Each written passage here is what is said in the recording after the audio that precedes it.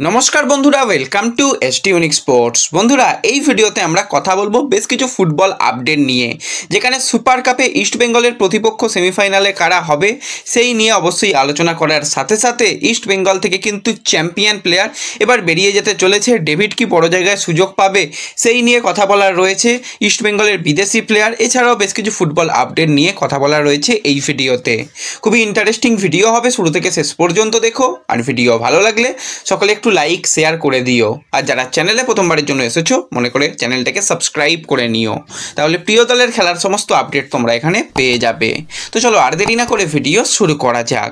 তো ইস্ট বেঙ্গল কিন্তু সুপার কাপের গ্রুপ এ চ্যাম্পিয়ন হয়ে তারা সেমিফাইনালে এক পা বাড়িয়ে রেখেছে, কিন্তু ইস্ট বেঙ্গলের প্রতিপক্ষ কারা সেটা আমরা এখনও পর্যন্ত কেউ জানি না, কারণ এখনও গ্রুপ সি এবং গ্রুপ ডি এর খেলাগুলো বাকি রয়েছে।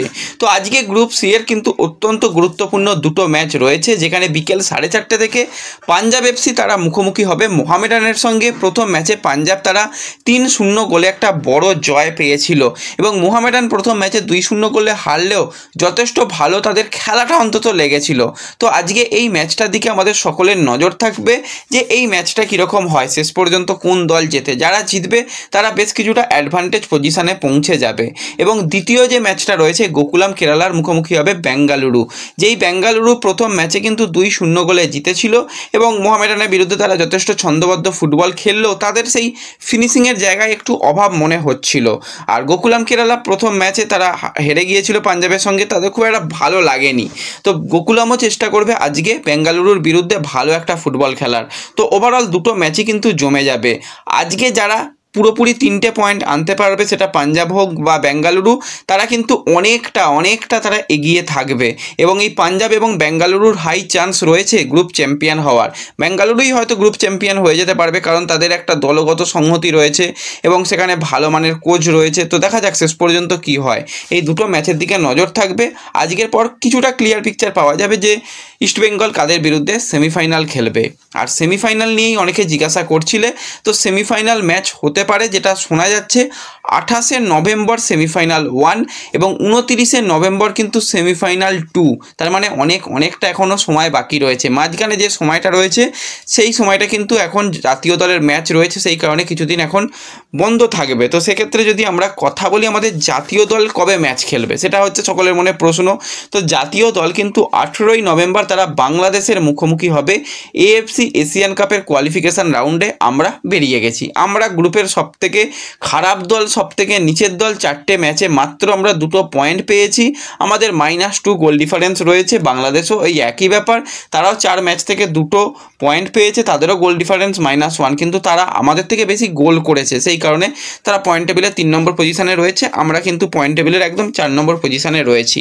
এবার এই যে সুপার কাপ হচ্ছে, এই সুপার কাপ দেখতে কিন্তু আমরা অলরেডি দেখতে পাচ্ছি যে খালেদ জামিল, তাকে কিন্তু অনেক ম্যাচে দেখতে পাচ্ছি, সে কিন্তু গিয়ে ম্যাচগুলো দেখছে যে প্লেয়াররা কীরকম খেলছে, কীরকমভাবে প্ল্যানিং করা যায়। ভবিষ্যতের তো প্ল্যানিং করতে হবে, হ্যাঁ, যদিও আমাদের সামনের ভবিষ্যৎ কী রয়েছে আমরা কেউ জানি না, তবুও অনেক যদি নতুন মুখ তুলে আনা যায়, কম্পিটিশান যদি বাড়ানো যায়, সেটাই সবথেকে ভালো হবে।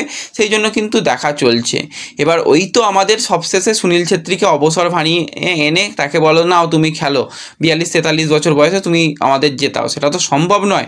এবার সুনীলও কিন্তু ব্যাপারটা নিয়ে যথেষ্ট সিরিয়াস। সুনীল অবসর ভেঙে এসেছিল, কিন্তু আর যে বাংলাদেশ ম্যাচ, সেই ম্যাচে সত্যিই কি সুনীলের কোনো প্রয়োজন নেই? আছে, সুনীলের সত্যি আর কোনো প্রয়োজন নেই, কারণ সুনীলও জানে যে আমরা কোনোভাবে যেতে পারবো না। তো সেক্ষেত্রে নতুনকে তো জায়গা তৈরি করে দিতে হবে। সেই কারণে সুনীল ছেত্রী সে কিন্তু খালেদ জামিলের সঙ্গে একটা বৈঠক করবে, এবং খুব তাড়াতাড়ি তাদের একটা কথাবার্তা হবে যে সুনীল খেলবে না, সেই জায়গায় যদি অন্য কোনো প্লেয়ার নেওয়া হয় সেটা সবথেকে ভালো হবে। এবং সুনীল ছেত্রী শুধু নয়, আরও যারা ফুটবলার রয়েছে, এক্সপিরিয়েন্স প্লেয়ার দীর্ঘদিন ধরে ইন্ডিয়ান ফুটবলে রয়েছে, বেশ কিছু সিনিয়র ফুটবলার নিয়ে কিন্তু একটা মিটিং হবে। সেই মিটিংয়ে যাতে ভবিষ্যতে দল আরও ভালো করা যায় সেটা চেষ্টা করা হবে। সব সিনিয়র প্লেয়ারদের তো ছেঁটে ফেললে হবে না, সেটাও আবার খারাপ হবে। তো সেক্ষেত্রে কিছু সিনিয়র কিছু জুনিয়র একটা মিক্সড দল যাতে খেলানো যায় বাংলাদেশের বিরুদ্ধে সেরকমটা হবে। তো সেক্ষেত্রে রাহুল ভেকে, সুনীল ছেত্রী, গুরপ্রীত, আরও যদি কিছু বলো সেই সমস্ত প্লেয়ার সিনিয়র প্লেয়ারদের নিয়ে কিন্তু একটা খুব তাড়াতাড়ি মিটিং হবে এবং এই জায়গাতেই যারা ইয়াং ট্যালেন্টেড প্লেয়ার স্ট্রাইকার পজিশানে, উইং পজিশানে তাদের কিন্তু নিয়ে আসার চেষ্টা চালানো হবে। আমি তো বলবো মোহাম্মদ সুহেল ব্রিলিয়ান্ট প্লেয়ার, তাকে উইং পজিশানে ব্যবহার করুক, নো ডাউট সে ভালো খেলবে। সুহেল আহমেদ ভাট একজন খুব ভালো প্রপার স্ট্রাইকার। ডেভিড হামারের যদি কথা বলি সেও কিন্তু একজন বক্স স্ট্রাইকার। এই সমস্ত প্লেয়ার, এছাড়া নর্থ ইস্টের দিকে যদি তাকাই সেখানেও ভালো ভালো প্লেয়ার রয়েছে, তো সেই প্লেয়ারগুলোকে সুযোগ দেওয়া দরকার। এবার অনেকে বলবে তাহলে আন্ডার-23 দলটাকেই খেলিয়ে দাও, তখন আবার ভাই আন্ডার-23 দলেরও খেলা রয়েছে, সব প্লেয়ার আন্ডার-23 দল থেকে নিয়ে এলে সেখানটাও আবার ঘেঁটে যাবে।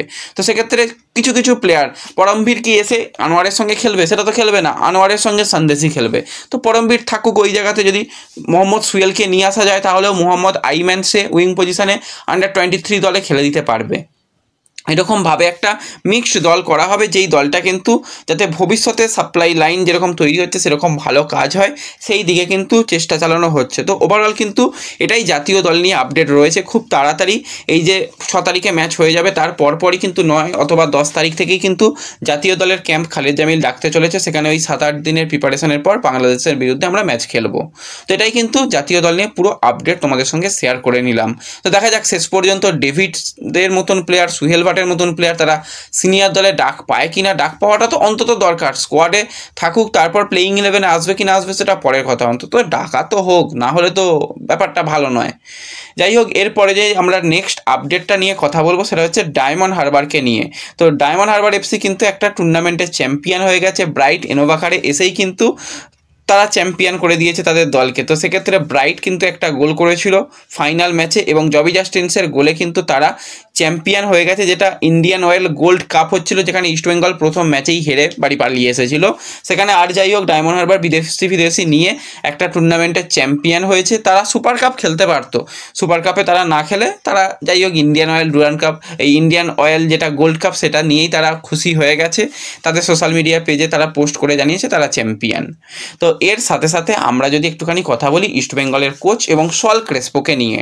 তো ইস্টবেঙ্গলের কোচ কিন্তু গোয়া থেকে কলকাতায় নয়, গোয়া থেকে সরাসরি স্পেনে ফিরে গেছে পরিবারের সঙ্গে, কিছুটা সময় 2-4 দিন কাটিয়ে আবারও সে কিন্তু ফিরে আসবে।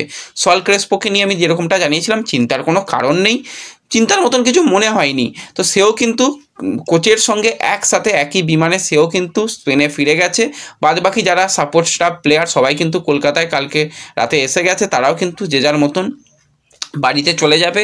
খুব একটা বেশি দিনও কিন্তু ইস্টবেঙ্গলের টিমকে যে বিশ্রাম দেওয়া হবে সেরকমটা নয়, তাদের কিন্তু 7 দিন মতন তাদের বিশ্রাম দেওয়া হয়েছে এবং 9 দিনের মাথায়, অর্থাৎ তোমরা ধরতে পারো 10 তারিখের মধ্যে কিন্তু আবারও প্রস্তুতি শুরু করে দিতে চাইছে অস্কার। তো সেই রকমভাবেই কিন্তু এখন প্লেয়ারদের একটু রেস্ট দেওয়া হয়েছে এবং সল এবং অস্কার তারা দুজনেই কিন্তু দেশে ফিরে গেছে, এরকমটাই কিন্তু আপডেট বেরিয়ে আসছে।